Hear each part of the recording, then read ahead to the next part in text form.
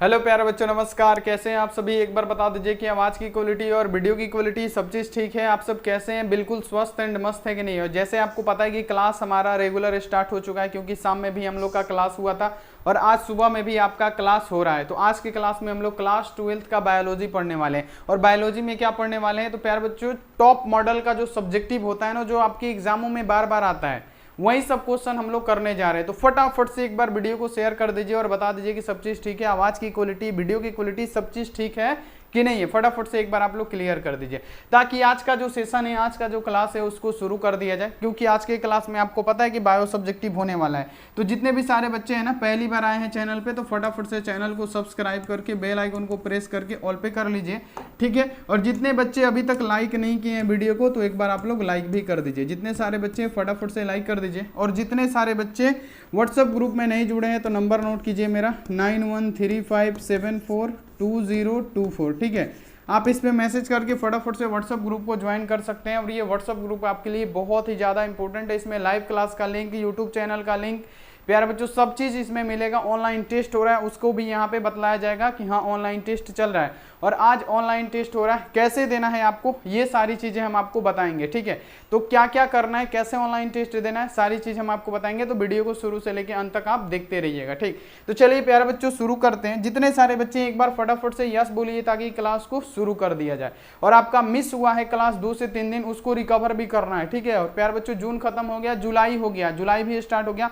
उसके बाद से अगस्त, सितंबर, अक्टूबर, नवंबर, दिसंबर, जनवरी और उसके बाद से फरवरी में तो आपका एग्जाम ही है। तो टाइम भी हमारे पास बहुत ही कम है और फटाफट से अब क्लास को किया जाएगा, ठीक। तो चलिए, जितने भी सारे बच्चे हैं ना, पेड कोर्स नहीं लिए हैं, तो बहुत कम समय बचा है। 499 वाला ऑल सब्जेक्ट का PDF नोट्स वाला कोर्स ले लीजिए। इसमें क्या मिलेगा आपको? ऑल सब्जेक्ट का चैप्टर वाइज ऑब्जेक्टिव सब्जेक्टिव का PDF मिलने वाला है। तो फटाफट से आप लोग ले लीजिए। और साथ में प्यारे बच्चों गेस प्रश्न भी रहेगा उसमें, तो ये फटाफट से ले लीजिए, ठीक। और जितने भी सारे बच्चे हैं नहीं लिए हैं, अगर लेना चाहते हैं, तो ये नंबर नोट कीजिए मेरा 6299248935। आप इस पे फटाफट से संपर्क करके जितना तेजी से हो सके, जितना जल्दी हो सके, आप लोग फटाफट से ये कोर्स ले लीजिए। जितने सारे बच्चे नहीं लिए हैं, फटाफट से यहाँ पे नंबर नोट कर लीजिए, ठीक है। जितने सारे बच्चे अभी तक नहीं लिए हैं, फटाफट से नंबर नोट कीजिए। और प्यारे बच्चों, जल्दी से जल्दी आप लोग ये 499 वाला कोर्स ले लीजिए। तो चलिए, जितने सारे बच्चे फटाफट से यस बोलिए। और ऑनलाइन टेस्ट सीरीज अगर लेना है आपको, पैसा वाला टेस्ट सीरीज लेना है, तो कितना मिलेगा? 199 में मिलेगा टेस्ट सीरीज। अगर फ्री में ऑनलाइन टेस्ट देना चाहते हैं वेबसाइट पे, तो चलिए हम लास्ट में बताएंगे कैसे आप दे सकते हैं। पूरा A to Z प्रोसेस बताएंगे कैसे आप लोग ऑनलाइन टेस्ट दे सकते हैं, ठीक है। चलिए क्लास को शुरू करते हैं। सबसे पहला क्वेश्चन आपके सामने ये होगा कि शुक्राणु जनन और अंडाणु जनन में अंतर स्पष्ट करें। बहुत VVI क्वेश्चन है और ये आपके एग्जामों में पूछा जाता है, तो ये क्वेश्चन आपको हमेशा ध्यान में रखना है। देखिए, पहला क्वेश्चन आपके सामने क्या है कि शुक्राणु जनन और अंडाणु जनन के बीच क्या करना है आपको? अंतर को स्पष्ट करना है, भेद स्पष्ट करना है कि इसके बीच अंतर कौन कौन से हैं। सबसे पहला अंतर यह हुआ कि प्यारे बच्चों, शुक्राणु जनन की बात करें तो प्यारे बच्चों, शुक्राणु कहाँ पे बनता है? वृषण में बनता है। यानी यहाँ पे आपको मेल रिप्रोडक्शन सिस्टम आपको पढ़ाए थे, नर जनन तंत्र आपको पढ़ाए थे। उसमें बताए थे कि मानव का जो प्रमुख जनन अंग होता है, कौन सा होता है? तो वो वृषण होता है, ठीक है। बाकी प्यारे बच्चों, अधिवृषण, वृषण थैली, ये शुक्राशय, शुक्राशय नलिका, ये जितनी भी चीज होती है ना, मूत्राशय, ये सारी क्या होती है? सहायक अंग होती है। लेकिन प्रमुख जनन अंग क्या होता है? हमने आपको पढ़ाया था वृषण। तो शुक्राणु कहाँ बनते हैं? तो यहाँ पे याद रखना है कि शुक्राणु जनन वृषण में होने वाली क्या है? एक क्रिया है। तो ये तो आप लोग जानते हैं। और जितने बच्चे बायो का चैप्टर 3 नहीं किए हैं ना, अगर आप कर लेते हैं तो 100% है कि आपको ये एक भी दिक्कत नहीं होने वाला है। 100% आप ये अपने से कर लेंगे, ठीक है। तो आप लोग अगर नहीं किए हैं चैप्टर वाइज, तो हम आपको सजेशन देंगे कि एक बार आप लोग जरूर कीजिए। जबकि यह अंडाशयों में होने वाली क्या होती है? क्रिया होती है। प्यारे बच्चों, वृषण कितना जोड़ी? तो एक जोड़ी वृषण भी पाया जाता है, याद रखिएगा, एक जोड़ी वृषण पाया जाता है। और प्यारे बच्चों, यहाँ पे साफ लिखते हैं एक जोड़ी वृषण भी पाया जाता है। और एक जोड़ी क्या प्यारे बच्चों, यहाँ पे याद रखने की अंडाशय पाए जाते हैं। यानी 2 वृषण और 2 अंडाशय पाए जाते हैं, ये आपको पता ही है। अब देखिए कि इसके एक प्राथमिक यहाँ पे क्या, स्पेरोमोटोसाइट में 4 शुक्राणु बनते हैं। प्यारे बच्चों, नर में आपको पता है ना कितने शुक्राणु बनते हैं? प्राथमिक में हम आपको पढ़ा भी रखे हैं कि नर में प्यारे बच्चों प्राथमिक में कितने शुक्राणु बनते हैं। यानी प्राथमिक स्पेरोमोटोसाइट में 4 शुक्राणुओं का निर्माण होता है। कितना? 4 शुक्राणुओं का निर्माण होता है, ये आपको याद रखना है। जबकि इसके एक प्राथमिक असाइट में केवल एक अंडाणु का ही निर्माण होता है। ठीक है, तो ये आप लोग प्यारे बच्चों याद रखिएगा, ये सारा इंपॉर्टेंट क्वेश्चन है, ध्यान रखिएगा। अब देखिए कि ये इसमें क्या होते हैं, ध्रुवीय काय नहीं होता है। किसमें, तो याद रखना है क्या कि शुक्राणु जनन में।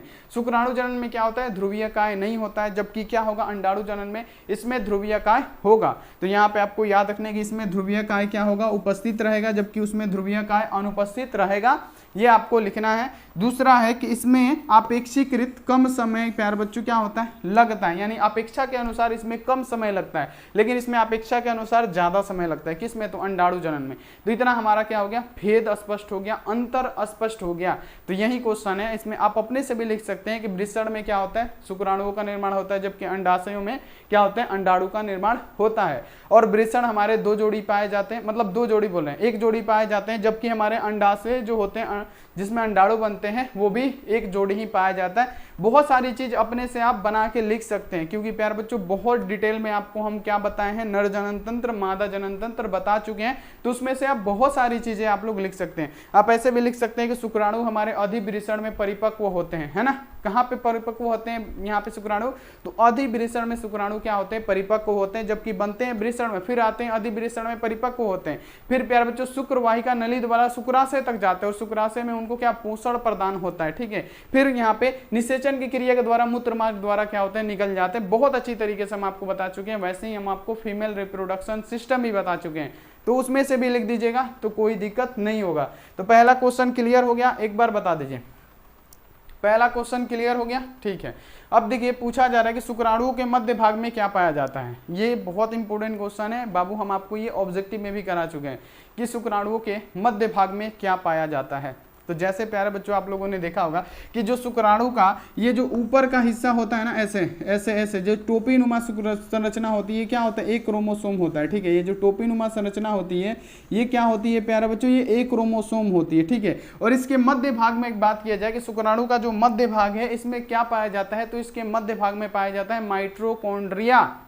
प्यारे बच्चों याद रखना है कि शुक्राणु के मध्य भाग में क्या पाया जाएगा, ये जो शुक्राणु है इसके मध्य जो भाग होगा ना, इसमें क्या पाया जाएगा, माइटोकॉन्ड्रिया पाया जाएगा। और ये इसीलिए मतलब पाया जाता है, ये शुक्राणु को गति करने में क्या ऊर्जा को प्रदान करता है। ठीक है, माइटोकॉन्ड्रिया इसीलिए पाया जाता है कि शुक्राणु की गति करने में क्या करता है, ये एनर्जी देता है, ऊर्जा प्रदान करता है, इसलिए शुक्राणु के मध्य भाग में क्या पाया जाएगा, तो माइटोकॉन्ड्रिया। अब पूछ देगा कि माइटोकॉन्ड्रिया क्यों पाया जाता है, हम ही कभी आपसे क्लास लेते समय पूछ दें कि शुक्राणु के मध्य भाग में माइटोकॉन्ड्रिया पाया जाता है, क्लियर है, लेकिन वो पाया क्यों जाता है, तो आपको क्या जवाब देना है कि शुक्राणुओं को गति करने में ना वो ऊर्जा को प्रदान करता है। तो यहां तक आपको क्लियर हो गया। ये 2 क्वेश्चन नोट कीजिए नोटबुक में, जितने सारे बच्चे फटाफट से नोटबुक में प्यारे बच्चों क्या कीजिए, नोटबुक में आप लोग फटाफट से नोट कीजिए, जितने सारे बच्चे फटाफट से सभी बच्चे कॉपी में इसको लिखिए। ठीक है, क्योंकि ये जरूरी है आपके एग्जाम के लिए, महत्वपूर्ण है। अब देखिए कि तरह यहाँ पे रक्त का कार्य बताए, जो हमारे शरीर में रक्त है इसका प्यारे बच्चों बताने कि इसका कार्य होता क्या है। ठीक है, रक्त का कार्य क्या होता है, पहले प्यारे बच्चों आपको बता दें कि रक्त का कार्य क्या होता है। तो रक्त का कार्य होता है कि जैसे प्यारे बच्चों जो हमारा शरीर का टेम्परेचर है ना, सबसे मेन बात कि जो हमारे शरीर का तापमान है उसको संतुलित बनाए रखता है कौन, तो प्यारे बच्चों याद रखना है कि रक्त। तो चलिए सबसे पहला इसका डेफिनेशन कैसे लिखना है वो हम आपको क्लियर कर देते हैं कि रक्त का कार्य बताएं, ये पूछा गया है हमसे। ठीक है, तो रक्त का कार्य क्या होगा, सबसे पहले कि रक्त क्या है, एक तरल संयोजी उत्तक है। क्या है, एक तरल संयोजी उत्तक है, जो कि हर मानव में प्यारे बच्चों पाया जाता है। रक्त जितने भी हेल्दी मनुष्य हैं उसमें रक्त पाया ही जाएगा। और कितना पाया जाएगा, तो 5 से 6 लीटर, एक स्वस्थ मनुष्य है ना उसमें 5 से 6 लीटर क्या पाया जाएगा, ब्लड पाया जाएगा, खून यानी रक्त पाया जाएगा। ठीक है, ये एक पूरे स्वस्थ मनुष्य के शरीर में पाया जाता है। और प्यारे बच्चों ये क्षारीय प्रकृति का होता है, इसलिए इसका पीएच मान, रक्त का पीएच मान कितना होता है, 7.4 होता है, क्योंकि ये क्या होता है, क्षारीय प्रकृति का होता है, यानी नमकीन प्रकृति का होता है। तो ये इतना आप लोग जान गए कि रक्त क्या है, रक्त एक तरल संयोजी उत्तक है जिसका पीएच मान कितना होता है, 7.4 होता है, और वो क्षारीय प्रकृति का होता है। अब इसका पूछा जा रहा है कि कार्य बताएं, तो रक्त का पहला कार्य होता है कि शरीर के टेम्परेचर को बनाए रखे, और दूसरा कार्य होता है कि अगर बाहरी त्वचा आपका कट जाता है कहीं पे, तो वहां पे वो रक्त का थक्का बना के उसको रोकने का कार्य करता है। ठीक है, तो ये सब प्यारे बच्चों आपको लिखना है, बहुत आसान है कि रक्त के कार्य बताएं। तो यहाँ पे सबसे पहले लिखिएगा कि रक्त एक तरल संयोजी उत्तक है, जो कि हम आपको बताएं, जिसका पीएच मान 7.4 होता है, यानी क्षारीय होता है, या एक वयस्क मानक में औसत कितना 5 से 6 लीटर पाया जाता है, जो कि हम आपको पहले ही एक्सप्लेन कर दिए हैं। ठीक है, आंसर देखने से पहले। अब देखिए रक्त का कार्य क्या है, यहाँ आप देखिए रक्त का कार्य क्या होता है कि शरीर का तापमान बनाए रखना, टेम्परेचर को। सबसे मेन काम अगर आपसे पूछा जाए कि रक्त का कार्य क्या है, तो सबसे मेन काम यही है कि रक्त का कार्य है कि शरीर के तापमान को बनाए रखे, संतुलित बनाए रखे, ठीक है। और दूसरा यहाँ पे याद रखिए कि रक्त में क्या पाया जाता है, फाइब्रिनोजेन पाया जाता है, जो रक्त को थक्का बनाता है। रक्त में प्यारे बच्चों क्या पाया जाता है, फाइब्रिनोजेन। याद रखिएगा कि रक्त में फाइब्रिनोजेन पाया जाता है, जो अगर आपका बाहरी त्वचा कट गया तो वहां पे थक्का बनाने में ये बहुत सहायता करता है, ठीक है। तो ये इसलिए रक्त का कार्य है और यही रक्त का कार्य होता है। मान लीजिए कि आपका हाथ कट जाए और वो थक्का ही ना बने, तो वो क्या हो जाएगा, रक्त आपका निकलता चला जाएगा, पूरा रक्त गिर जाएगा शरीर से बाहर और आपकी मृत्यु हो जाएगी। तो ये रक्त का कार्य होता है, यानी रक्त में क्या पाया जाता है, फाइब्रिनोजेन पाया जाता है, जो शरीर के किसी बाहरी भाग के कट जाने पे क्या करता है, उसको थक्का बनाने में मदद करता है, जिससे ब्लड हमारा रुक जाए। तो यही होता है रक्त का कार्य। तो यहाँ तक आपको पूरा क्लियर हो गया कि रक्त का कार्य क्या है और रक्त होता क्या है, ठीक है, क्लियर हो गया, ठीक है। चलिए अब प्यारे बच्चों आगे बढ़ते हैं। अगला क्वेश्चन देखिए कि मनुष्य में नर जनन तंत्र के प्रमुख अंगों को लिखे। बाबू नर जनन तंत्र है तो क्या आप नहीं लिख सकते हैं, मनुष्य के पुरुषों में नर जनन तंत्र कौन कौन से हैं। सबसे पहला है वृषण, जो प्रमुख जनन अंग है, तो पहला लिखिएगा प्रमुख, यहाँ पे क्या हो जाएगा वृषण। उसके बाद से लिखिएगा वृषण थैली। हम बता रहे हैं, आप नोट करते जाइए, ये आंसर छोड़िए, हम आपको पढ़ा चुके हैं ना। पूछा जा रहा है कि जो मनुष्य का नर जनन तंत्र है उसके अंगों के नाम लिखें। तो बाबू कौन कौन सा अंग है, पहला है वृषण, जो हमारा क्या होता है, प्रमुख जनन अंग होता है, और वृषण जिस थैली में रहता है उसे वृषण थैली कहते हैं। तो दूसरा हो गया वृषण, फिर क्या हो गया वृषण थैली, अधिवृषण होता है ना। उसके बाद से प्यारे बच्चों शुक्रवाहिका नली, ठीक है। उसके बाद से शुक्राशय है, जितने भी चीज होते हैं। उसके बाद से हमारा बाबू याद रखिएगा क्या हो गया, एक होता है, अब उसका नाम तो लेने में भी हमको शर्म आ रहा है, ठीक है, हमारा यहाँ पे इंग्लिश में ले रहे हैं पेनिस, ठीक है, वो होता है। ये सब सारी चीजें होती है ना, ये सब मनुष्य के नर जनन तंत्र के भाग होते हैं, वो आपको सब पता है, ठीक है। तो ये सब आप लोग लिख दीजिएगा कि एक जोड़ी क्या होते हैं, टेस्टिस यानी वृषण होता है। वृषण का वो एक जोड़ी यानी दूगो होता है, वो सबके पास है, लड़का सबके पास, ठीक है। यहाँ आप देख लीजिए एक जोड़ी यहाँ पे क्या पाया जाता है, यहाँ पे एपिडेमिस पाया जाता है, ठीक है, ये भी एक जोड़ी पाया जाता है। शुक्रवाहिका नली पाई जाती है, एक यहाँ आप देखिए रसखान वाहिका पाई जाती है, वाहिनी पाई जाती है, एक मूत्र मार्ग पाया जाता है, और प्यारे बच्चे को पेनिस पाया जाता है, और एक प्राथमिक सहायक जो ग्रंथि होती है प्यारे बच्चों वो पाई जाती है। तो यहाँ पे आपको ये सब याद रखना है, ठीक है। यहाँ पे सहायक, यहाँ पे प्राथमिक ग्रंथि भी पाई जाती है। तो ये सारे बच्चे याद रखिएगा, बहुत इंपॉर्टेंट है एकदम। मतलब इसको आप कैसे भी लिख सकते हैं, जैसे हम आपको बताएं ये लिख सकते हैं, या अगर आपको ये भारी लग रहा है तो आप जो हम बताएं वो लिख सकते हैं कि एक जोड़ी वृषण पाया जाता है, यानी दूगो वृषण होता है, ठीक है। और जो वृषण जिस थैली में रहता है वृषण थैली कहलाता है। फिर उसी में पाया जाता है अधिवृषण, जहाँ पे शुक्राणु हमारे परिपक्व होते हैं। फिर शुक्रवाहिका नली पाई जाती है, जहाँ पे अधिवृषण यानी परिपक्व होकर शुक्राणु जाते हैं शुक्राशय तक। तो शुक्राशय भी हो गया, शुक्राशय में क्या होता है, शुक्राणु हमारे परिपक्व होते हैं, ठीक है। और प्यारे बच्चों उसमें क्या होता है, उनको परिपक्व नहीं होता है, उसमें उनको पोषण प्रदान होता है। फिर मूत्र मार्ग को पाया जाता है, ठीक है, मूत्र मार्ग होता है। फिर प्यारे बच्चों मूत्र मार्ग किसमें निकलेगा, तो पेनिस के द्वारा निकल जाता है। तो ये आप लिख सकते हैं, बहुत आसान है एकदम, बिल्कुल टेंशन नहीं लेना है। चलो यहाँ आप देखिए 5वां नंबर क्वेश्चन पे आ गए इतनी जल्दी। ये सारा इंपॉर्टेंट क्वेश्चन है बाबू, ये सारा आप लोग नोट करते चलिए, इंपॉर्टेंट क्वेश्चन है और बहुत तेजी में आपका क्लास भी चलेगा क्योंकि टाइम भी कम है। और प्यारे बच्चों टाइम कम के साथ साथ हम लोग का 2 दिन क्लास 3 दिन पूरा छूटा हुआ है, तो उसको भी कवर करना है, ठीक है। अब देखिए कि मोनो, यहाँ आप देखिए कार्पिक फल, ये क्या है, कार्पिक है, प है। यहाँ आप देखिए मोनोकार्पिक फलों के सुधारण सहित परिभाषा लिखें। मोनोकार्पिक फल क्या होते हैं, मोनोकार्पिक फल क्या होते हैं प्यारे बच्चों। मोनोकार्पिक की बात करें तो जो क्या हो, पूरे जीवन काल में एक ही बार अपना फल दे, उसके बाद से मृत हो जाए। जैसे केला देखते होंगे, केला का घवद देखते होंगे, केला के घवद में एक ही बार उसमें केला फरता है, उसके बाद से वो डेड हो जाता है, मर जाता है, ठीक है। ये उसी को बोलते हैं क्या, मोनोकार्पिक फल, ठीक है। मोनोकार्पिक फल अगर आपसे पूछे तो क्या पूरे जीवन काल में एक ही बार फल देता हो, एक ही बार, उसके बाद से क्या डेड हो जाता है। जैसे आम देखिए, आम बार बार फल देता है, हर सीजन फल देगा, जब तक वो आम बूढ़ा नहीं होगा आपको फल देते रहेगा। लेकिन ये केला जो है जिंदगी में अपने जीवन में क्या करेगा, एक बार फल देगा, उसके बाद क्या होगा, डेड हो जाएगा। उसी को बोलते हैं, क्या बोलते हैं उसको, तो प्यारे बच्चों याद रखना है क्या, मोनोकार्पिक फल। तो यहाँ देखिए अगर आपसे पूछा जाए एग्जाम में कि मोनोकार्पिक फल आखिर होता क्या है, मोनोकार्पिक फल आखिर होता क्या है, तो प्यारे बच्चों याद रखना है कि मोनोकार्पिक फल क्या है। मोनोकार्पिक फल उस फल को कहते हैं, मोनोकार्पिक पौधा अर्थात जो यहाँ देखिए पौधा एक बार फल देकर क्या हो जाए, मृत हो जाए, उसी को हम लोग बोलते हैं मोनोकार्पिक फल, तो इतना आपको क्लियर हो गया। देखिए 2013 में भी पूछा गया क्वेश्चन है कि मोनोकार्पिक फल क्या है, तो जो क्या पूरे जीवन काल में एक ही बार फल देके मृत हो जाए, मर जाए, उसे क्या कहेंगे, मोनोकार्पिक फल कहेंगे। जितना आप हार्ड समझते हैं बायो उतना हार्ड है नहीं, बस समझने का फेर है, ठीक है। अगर आप हमसे पढ़ते हैं, समझ गए हैं ना, तो कोई भी दिक्कत, कोई भी परेशानी आपको नहीं होने वाली है, ये लिखित गारंटी है। अब देखिए क्वेश्चन आपके सामने है कि निम्नलिखित को परिभाषा लिखिए, सबका परिभाषा। ऐसे देगा क्वेश्चन, 2 पॉइंट दे देगा 3 को कि सबका परिभाषा लिखिए, 5 नंबर में देगा तो 3 को देगा कि इसका परिभाषा लिखिए, 4 को देगा तो आपको पता रहेगा चेला, तब ना लिखिएगा। सबसे पहले देखिए क्वेश्चन है कि निम्नलिखित का परिभाषा लिखिए। ये देखिए स्वपरागण का लिखना है और परपरागण का लिखना है। स्वपरागण का मतलब क्या प्यारे बच्चों, स्वपरागण का मतलब होता है, यहाँ पे याद रखिएगा कि अगर कोई पुष्प है, ठीक है, ये मान लीजिए क्या है, हमारा कोई पौधा है, ठीक है, ये क्या है, ये कोई पौधा है और इसमें ये पुष्प लगा हुआ है, ठीक है। यानी कहने का मतलब पुष्प का मतलब क्या हो गया, फूल हो गया, ठीक है। ये फूल लगा हुआ है, तो प्यारे बच्चों यहाँ पे याद रखिएगा आप कि अगर आपसे पूछा जाए कि स्वपरागण क्या है, तो स्वपरागण होता है कि अगर किसी पुष्प का परागकण, ये क्या है, इसमें क्या है, परागकण होता है, ठीक है। अगर किसी पुष्प का परागकण इसी पौधे के पुष्प में वतिकाग्र तक अगर पहुंच जाता है तो उसी को हम लोग कहते हैं परपरागण, ठीक है। या तो इस पौधे का, इस फूल का परागकण क्या इसी पुष्प के वतिकाग्र तक पहुंच जाए, या इस पौधे का परागकण इसके क्या, इसी पौधे के दूसरे पुष्प के वतिकाग्र तक पहुंच जाए, उसी को हम लोग स्वपरागण कहते हैं, ठीक है। तो इतना आपको याद रखना है। तो इसमें भी आता है स्वपरागण में 2 गो आता है। पहला होता है क्या प्यारे बच्चों, स्वयं परागण, है ना। स्वपरागण में 2 गो आता है। पहला होता है स्वयं परागण।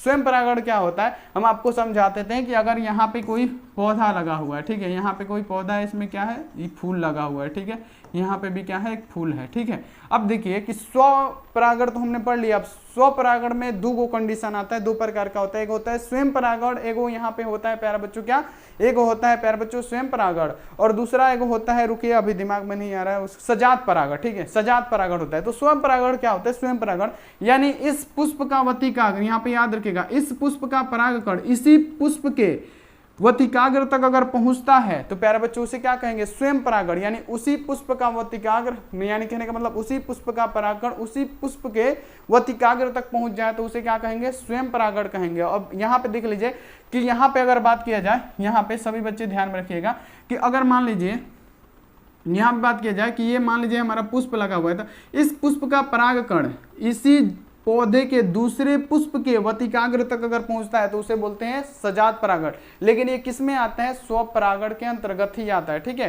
तो ये आपको स्वपरागण समझ में आ गया होगा। स्वपरागण क्या है, यदि एक फूल का परागकोश निकल के परागकण उसी फूल के वतिकाग्र, यहाँ पे क्या, वतिकाग्र पर पहुंच जाए तो उसे हम लोग स्वपरागण कहते हैं। तो उस समय से क्या हम यही ना समझा रहे थे कि अगर किसी पुष्प का परागकण निकल के उसी पौधे के पुष्प में अगर वतिकाग्र तक पहुंच जाता है तो उसे हम लोग स्वपरागण कहते हैं। और स्वपरागण में 2 टाइप का होता है। पहला होता है स्वयं परागण यानी खुद से परागण, और दूसरा है सजात परागण। यानी प्यारे बच्चों स्वयं परागण में उसी पुष्प का यहाँ पे क्या परागकण उसी पुष्प के वतिकाग्र तक पहुंच जाएगा, और सजात परागण में क्या होगा, इसी पुष्प का परागकण इसी पौधे के कोई अन्य फूल में जाके क्या वतिकाग्र तक पहुंचेगा तो उसे हम लोग सजात परागण कहेंगे।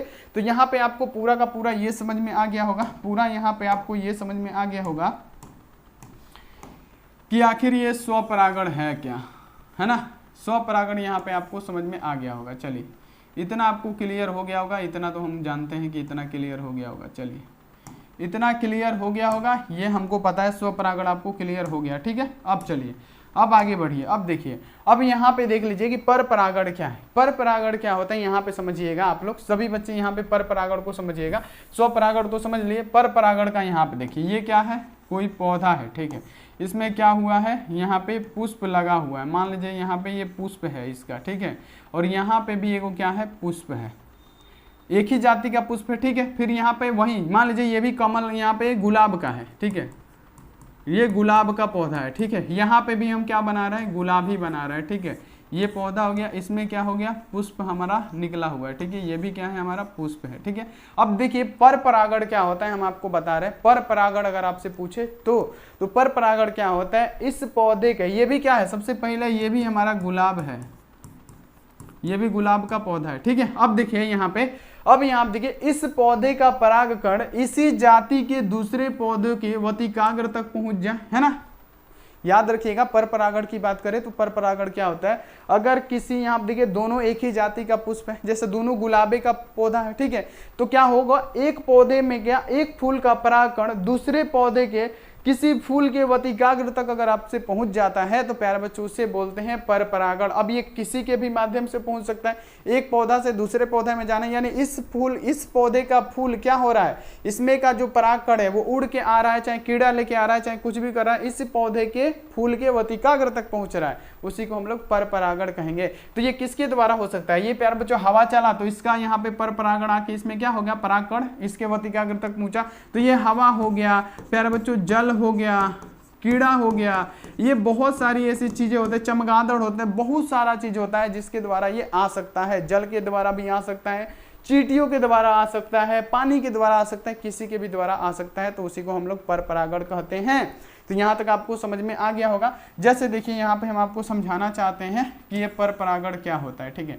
पर परागण की बात करें तो जब किसी पौधे का परागकोश से निकलने का मतलब निकलने पे परागकण उसी स्पीसीज के अन्य पौधे, यानी इसी स्पीसीज, यानी ये भी गुलाब है, ये भी गुलाब है, यानी उसी जाति के दूसरे पौधे के वतिकाग्र तक अगर यहाँ आप देखिए वतिकाग्र तक पहुंच जाता है तो इसे हम लोग पर परागण कहते हैं। तो यहाँ पे आपको समझ में आ गया कि उसी जाति के दूसरे पौधे के वतिकाग्र तक अगर पहुंच जाए, इसका परागकण इस पौधे का फूल का परागकण इस पौधे के फूल के वतिकाग्र तक पहुंच जाए, वो क्या कहेंगे, हम लोग पर परागण कहेंगे। क्लियर हो गया होगा, बहुत टाइम ले लिया समझाने में।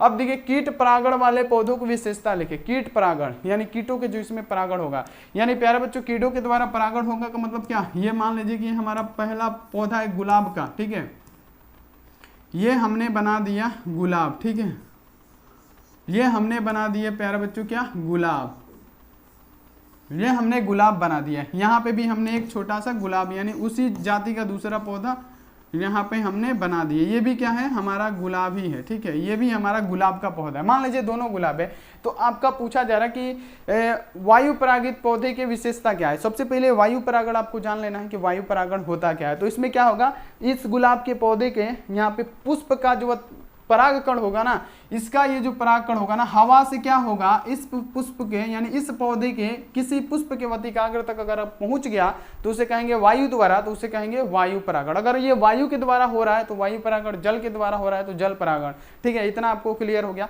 तो अगर आपसे पूछा जाए कि वायु परागण कीट परागण, यानी अब देखिए अब ये कीटों के द्वारा, यहाँ पे कीट बैठा, फूल पे कीट बैठा और उसका परागकण क्या किया, मुंह में दाब के और आ गया इस यहाँ पे उसी जाति के दूसरे पौधे के किस पे, तो प्यारे बच्चों वतिकाग्र में आके डाल दिया वो, ठीक है, तो उसे क्या कहेंगे, कीट परागण, यानी कीटों के द्वारा परागण की क्रिया हो रही है, उसे क्या कहेंगे, कीट परागण कहेंगे, ठीक है।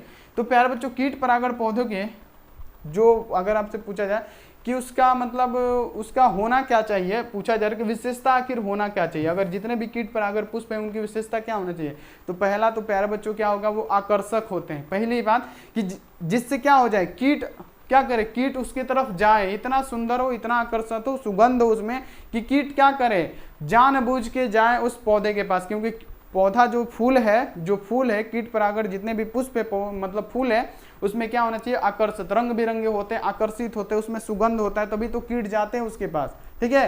तो यही होता है। तो यहाँ पे आप लोग याद रखिएगा, पहला विशेषता क्या होगा कि पुष्प बड़े क्या होते हैं, रंग युक्त तथा आकर्षक होते हैं। पहला तो आकर्षित होगा तब है ना, कीट उठ जाएगा, उस पर बैठेगा और वहां का क्या करेगा, पराग कोष लेके या क्या करेगा, दूसरे पुष्प पे जाकर फिर बैठेगा और वतिकाग्र तक डाल देगा, हो गया हमारा कीट परागण, ठीक है। तो वही क्या होता है, पहला होता है रंग युक्त होता है, यानी खूब रंगहीन होगा, और दूसरा क्या होगा, चेला, तो दूसरा होगा हमारा आकर्षित होगा, वो अपनी तरफ आकर्षित करेगा।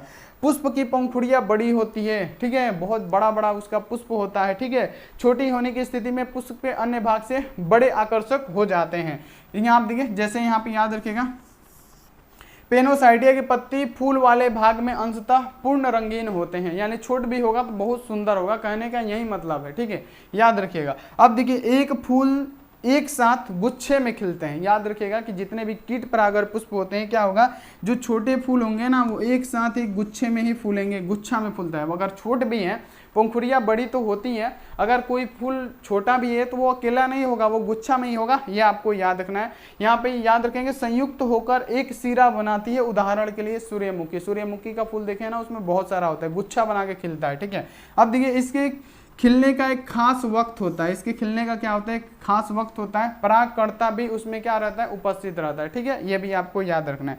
इससे यहाँ देखिए मकरंद यहाँ पे स्रावित होता है, जो कीटों को पोषण देता है। इस फूल में क्या होगा, जितने कीट परागण पुष्प होंगे उसमें मकरंद निकलता है, जो कीटों को क्या पोषण प्रदान करता है। तो ये आप लोग लिख सकते हैं कि कीट परागण पौधों के क्या क्या विशेषता है। पहली बात तो वो आकर्षक होंगे, रंगहीन होंगे। अगर वो छोटे हैं, अगर उनकी पंखुड़ियाँ छोटी है तो वो गुच्छे में खिलते हैं, जैसे सूर्यमुखी आपने देखा होगा। ठीक है, तो ये भी आपको ध्यान में रखना है। ठीक है, और उसमें क्या होता है, जो यहाँ पे कीट परागर पुष्प होते हैं ना, वो उसका एक खास समय होता है खिलने का। सूर्यमुखी का फूल देखते हैं ना आप लोग। और दूसरा यहाँ पे उसमें से कौन सा, मकरंद स्रावित होता है, जो कीटों को पोषण देता है। तो ये भी आप लोग लिख सकते हैं। चलिए अब आगे बढ़िए। ये इंग्लिश मीडियम वाले स्क्रीनशॉट ले सकते हैं। अब देखिए कि जीवों में अलैंगिक जनन के बारे में संक्षिप्त टिप्पणी लिखें। यानी जीवों में अलैंगिक जनन क्या है, जो कि बहुत बार आया हुआ क्वेश्चन है और आपके एग्जामों में ये ऐसा क्वेश्चन है ना, आएगा ही आएगा। अलैंगिक जनन के बारे में बाबू 100% आता ही है, हर एग्जाम में आता है।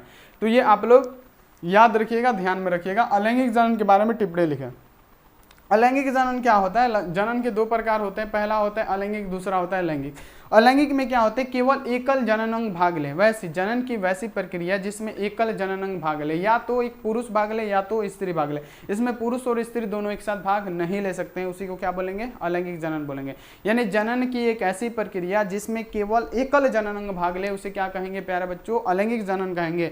और प्यारे बच्चों जैसे याद रखिएगा कि इसमें क्या होते हैं, अमीबा हो गया, पैरामीशियम हो गया, युगलिना हो गया, मुकुलन हो गया, हाइड्रा हो गया, ये सब सारी चीजें जितने भी होती है ना, ये सारी चीजें होती है क्या, अलैंगिक जनन के अंतर्गत आती है। ठीक है, क्योंकि क्या होते हैं, इसमें एक ही जनन कोशिका होता है, टूट टूट के विभक्त हो जाता है। ठीक है, अपना संतति का निर्माण कर लेता है। जैसे प्यारे बच्चों याद रखिएगा, अमीबा हो गया, अमीबा क्या होता है, इसमें द्विखंडन होता है। एक जनन अंग क्या होता है, दो भागों में टूट के और अपना संतति का निर्माण कर लेता है, अपने आप को दो खंडों में तोड़ के दो संतान बना देगा। तो यही होता है। ठीक है, तो ये सब सारी चीजें आपको ध्यान में रखनी है। चलिए, जैसे यहाँ पे हम आपको बता दिए कि जीवों में अलैंगिक जनन के बारे में संक्षिप्त टिप्पणी, तो यहाँ पे याद रखना है कि जनन की एक ऐसी प्रक्रिया होती है जिसमें केवल एकल जननांग भाग ले, उसे हम लोग क्या कहते हैं, अलैंगिक जनन कहते हैं। अलैंगिक जनन प्यारे बच्चों जैसे अमीबा, पैरामीशियम, मुकुलन, हाइड्रा, ईस्ट, ये सब सारी चीजों में क्या होता है, अलैंगिक जनन की क्रिया होती है। जैसे देखिए इसमें होता है पहला अलैंगिक जनन की जो विधि होती है, उसमें पहला होता है द्विखंडन। द्विखंडन किसमें होता है, अमीबा, युगलिना, पैरामीशियम, इसमें द्विखंडन की क्रिया होती है। इसमें एक जनन कोशिकाएं क्या होती है, दो भागों में टूट के विभक्त हो जाती है और नए संतति का निर्माण कर देती है।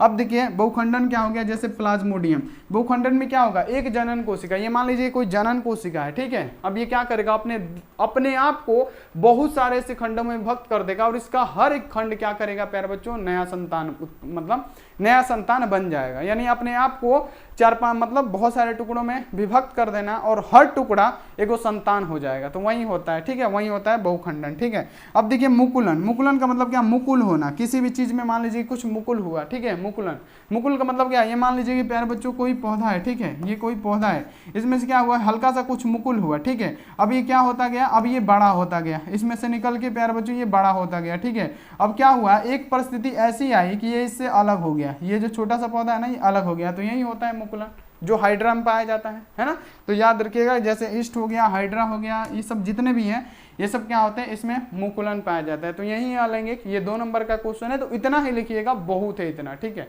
तो ये आप लोग इतना लिख दीजिएगा। अगर अब और पूछेगा तो बोल दीजिएगा कि अलैंगिक जनन ये सब होता है, सारा चीज लिख दीजिएगा। बहुखंडन क्या है, यहाँ पे द्विखंडन क्या है, मुकुलन क्या है, अलैंगिक जनन, सारा चीज लिख दीजिएगा, 100% मिल जाएगा।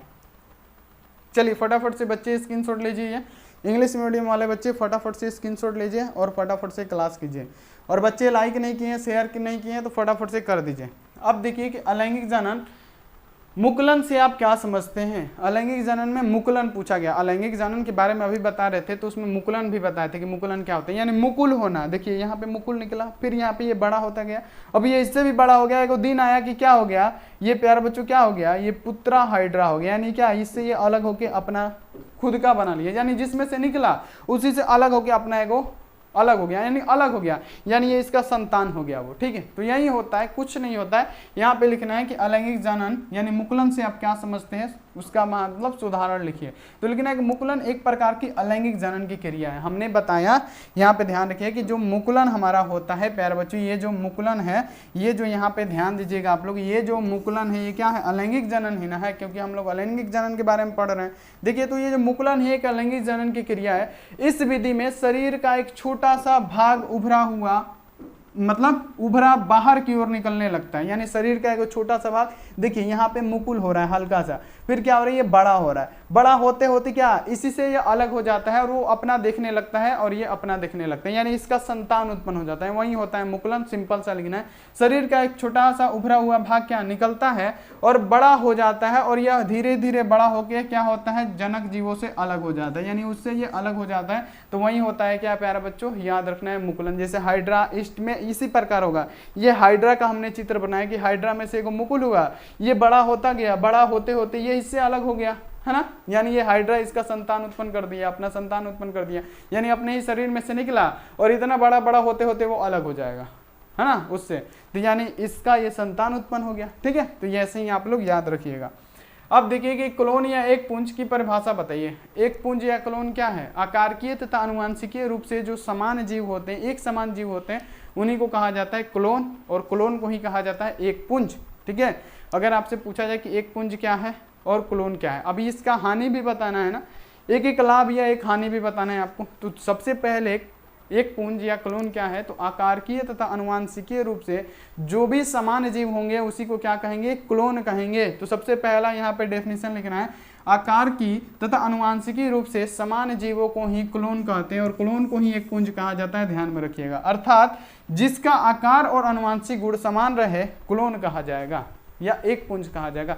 जिसका आकार और अनुवांशिक गुण समान रहे उसे क्या कहेंगे प्यारे बच्चों, क्लोन कहेंगे। ठीक है, अब इसका लाभ क्या है, इसके निर्माण से घातक बीमारी जैसे कैंसर, एड्स आदि जैसे बीमारियों का इलाज संभव है क्लोन से, एक पुंज से। ठीक है, और यहाँ पे इसकी एक हानि है कि एक ही प्रकृति के कारण प्रजनन दोष उत्पन्न हो सकता है, या एक ही प्रकृति के कारण, यानी इसका आकार और अनुवांशिक गुण समान होने के कारण इसमें प्यारा बच्चों प्रजनन की दोष हो सकती है। तो ये भी आपको याद रखना है। लाभ क्या है कि लाभ इससे ये है कि इससे कई प्रकार की बीमारियों का इलाज हो सकता है, जैसे देख ले सकते हैं एड्स, कैंसर, घातक जितने बीमारी हैं इनका इलाज संभव है।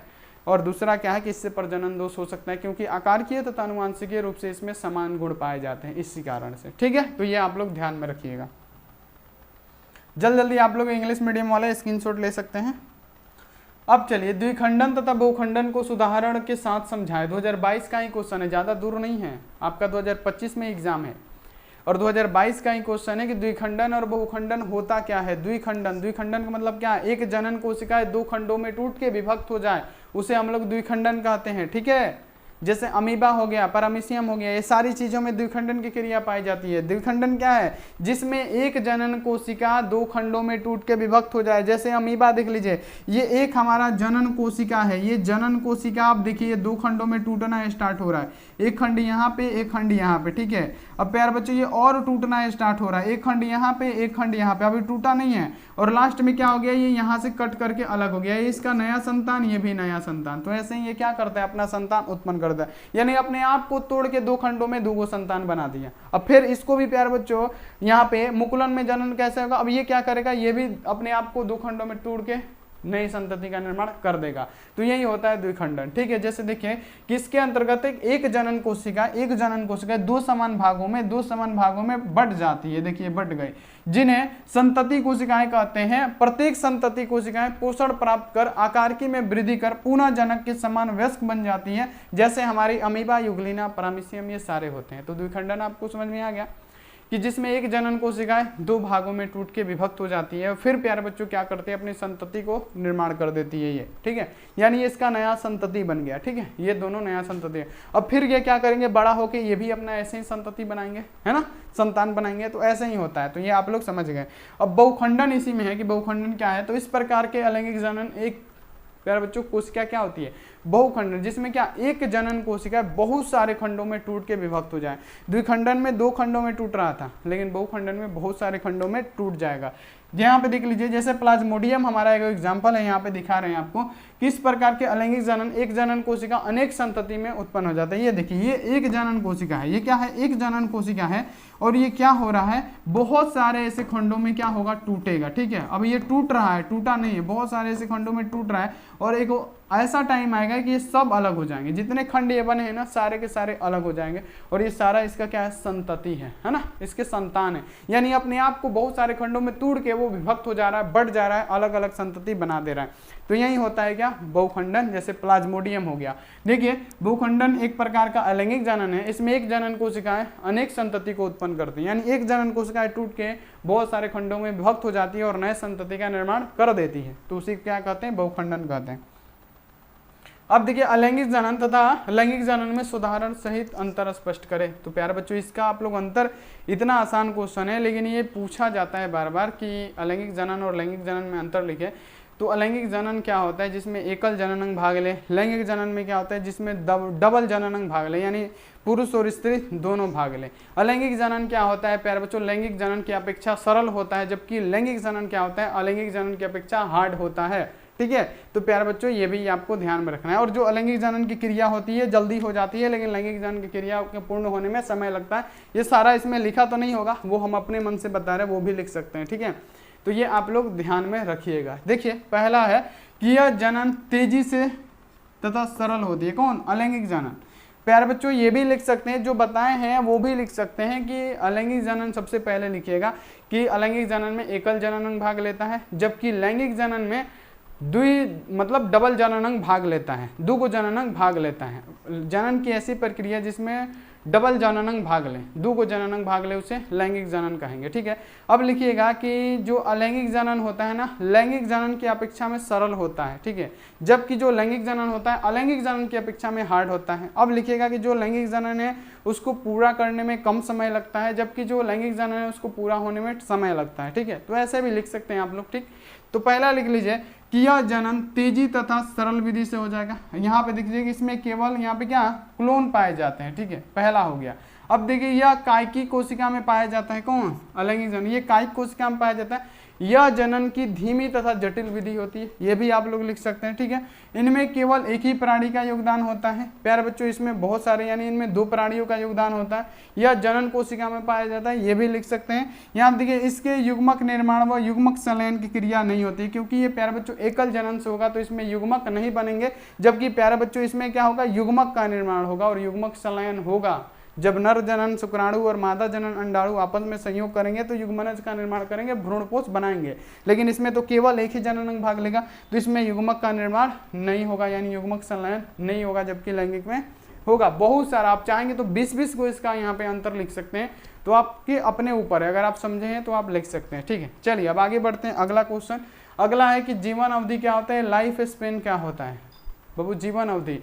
तो जीवन अवधि किसे कहते हैं, तो किसी भी जीव का प्राकृतिक मृत्यु जब तक ना हो जाए, यानी जन्म से लेके प्राकृतिक मृत्यु तक के बीच की अवधि को हम लोग क्या कहते हैं, जीवन अवधि कहते हैं। यानी किसी भी जीव का जन्म से लेके जब तक उसकी प्राकृतिक मृत्यु नहीं हो जाती, जब से खुद से वो नहीं मर जाता है, तब के बीच की अवधि को हम लोग क्या कहते हैं, तो जीवन अवधि कहते हैं। तो यहाँ पे ध्यान रखना है कि जीवों का जन्म से लेकर उसकी जीव की प्राकृतिक मृत्यु तक की अवधि को हम लोग क्या कहते हैं, जीवन अवधि कहते हैं, लाइफ स्पेन कहते हैं। जैसे जीवों का जन्म होता है, फिर सजीवों में वृद्धि होता है, विकास होता है, फिर जो जीव होता है जनन करने लायक होता है, फिर प्यारे बच्चों उसकी मृत्यु हो जाती है, ठीक है। तो ये तो आपको पता ही है, उसी को हम लोग लाइफ स्पेन कहते हैं।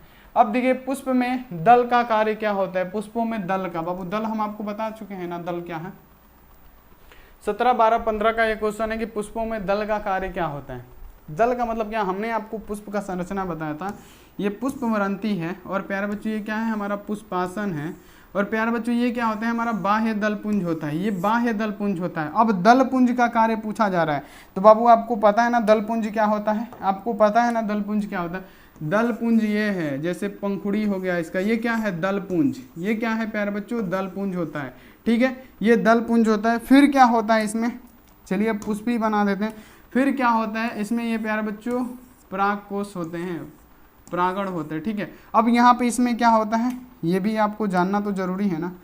फिर इसमें होता है, याद रखिएगा कि इसमें जयांग पाया जाता है। इसमें क्या पाया जाता है चेला, जयांग पाया जाता है, ऐसे जयांग होते हैं। यही तो होता है हमारा पुष्प का संरचना। तो अगर आपसे पूछा जाए कि दलपुंज का कार्य क्या होता है पुष्पों में, तो ये दलपुंज क्या होते हैं, रंग बिरंगे होते हैं। यही है हमारा दलपुंज, जो गुलाबी कलर का आपको दिख रहा है, ये होते हैं दलपुंज। ये रंगीन होते हैं, ये कीटों को अपनी तरफ आकर्षित करते हैं, जिससे कीट इसके तरफ आकर्षित होंगे, ठीक है। तो यहाँ पे आपको याद रखना है कि पुष्पों में पुष्प दल, पुष्प का सर्वाधिक आकर्षक भाग होता है, सबसे आकर्षक भाग वही होता है, ठीक है, जो बहुत ही सुंदर रंग तथा सुगंध रहित होता है। इसमें से बहुत सुगंध निकलता है, जैसे हम लोग सूंघते हैं ना, जैसे गुलाबी का फूल ले लीजिए, उसका पंखुड़ी कितना, वही है दल, ठीक है। तो ये आपको याद रखना है कि जिससे क्या होता है, बहुत ही क्या होता है, सुगंध रहित होता है। इससे क्या होता है, परागकर्ताओं को अपनी तरफ आकर्षित करता है, तभी तो परागण की क्रिया होगी ना। कीड़े आएंगे और प्यारे बच्चों क्या करेंगे, इसका परागकण क्या करेंगे, लेके या दूसरे पुष्प के वतिकाग्र तक पहुंचाएंगे। तो कीड़ा जब आएंगे तभी तो कीट परागण होगा। इसलिए दलपुंज का कार्य यह है कि दलपुंज बहुत ही सुंदर होता है, रंगीन होता है, वो प्यारे बच्चों बहुत आकर्षक होता है, जिससे कीट क्या होते हैं उसकी तरफ आकर्षित हो जाते हैं, ठीक है। और जैसे ही आकर्षित होंगे प्यारे बच्चों क्या करेंगे, किसी पुष्प का क्या करेंगे, परागकण लेंगे और फिर उसी पुष्प के पौधे, उसी पुष्प में डाल देंगे, या किसी उसी जाति के दूसरे पौधे के पुष्प में डाल देंगे, ठीक है। तो उसी को क्या कहते हैं प्यारे बच्चों, यानी उसी जाति के दूसरे पौधे में डालेंगे ले जाके, तो उसे क्या कहेंगे हम लोग प्यारे बच्चों, कीट परागण कहेंगे, ठीक है। तो वही होता है, यही सब काम होता है प्यारे बच्चों। जैसे देखिए कि पुष्प में पुष्प दल पुष्प का सर्वाधिक आकर्षक भाग है, जो बहुत ही सुंदर तथा रंगीन होता है तथा सुगंध रहित होता है। इसके द्वारा परागकर्ताओं को आकर्षित करने कि ताकि परागकण की क्रिया संपन्न हो जाए, ठीक है। अब देखिए पुष्प दल के मुख्य दो कार्य होते हैं। यह दल का अवस्था में ही जनन अंगों की रक्षा करते हैं, यानी जनन अंग का यही दल पुंज रक्षा करते हैं। और प्यारे बच्चों यह कीट परागणों में बहुत ही सहायक होता है, यानी कीटों को अपनी तरफ आकर्षित करने में ये जो दल पुंज है, ये जो आपको याद रखना कि बहुत ही सहायक होता है। तो ये आप लोग लिख दीजिएगा, इंपॉर्टेंट है बहुत सारा। ये इंग्लिश मीडियम वाले बच्चों के लिए फटाफट से आप लोग स्क्रीनशॉट ले लीजिए। देखिए अब यह बहुभ्रूणता क्या होता है। देखिए कितनी बार क्वेश्चन पूछा गया कि बहुभ्रूणता क्या होती है, बहुभ्रूणता क्या होती है।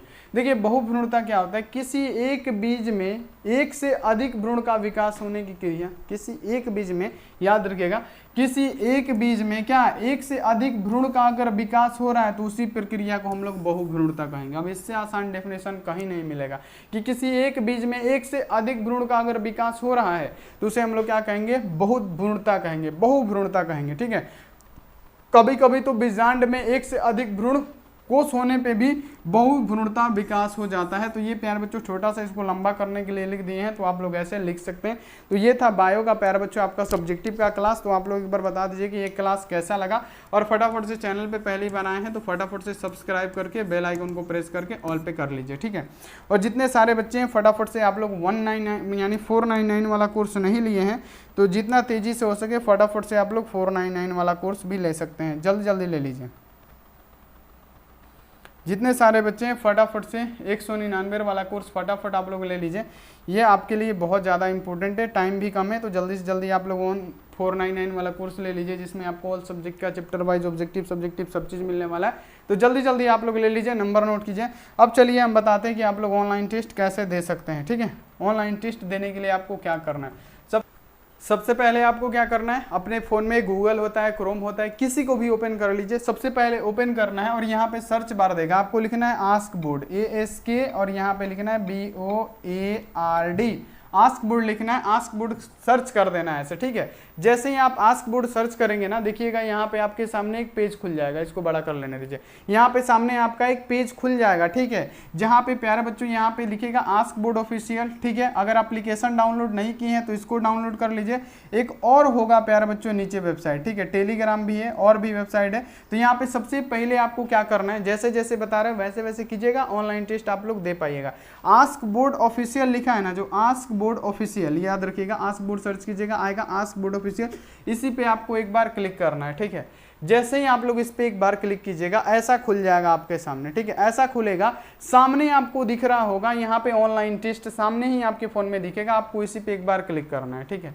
ऐसे ही क्लिक करना है, ठीक है। यहाँ पे प्रचार आएगा, उस पर क्लिक कर दीजिएगा या मत कीजिएगा, ये आपके ऊपर है, ठीक है। तो यहाँ पे जैसे ही आप लोग इस पे आइएगा, यहाँ पे देखिए बहुत सारा यहाँ पे ऑनलाइन टेस्ट, और पूछेगा क्या है आप एक भारतीय हैं, तो यहाँ पे बोलना है कि यस हम एक भारतीय हैं और अलाउ कर देना। इससे क्या होगा, जब जब ऑनलाइन टेस्ट होगा तब तब आपके पास नोटिफिकेशन आ जाएगा।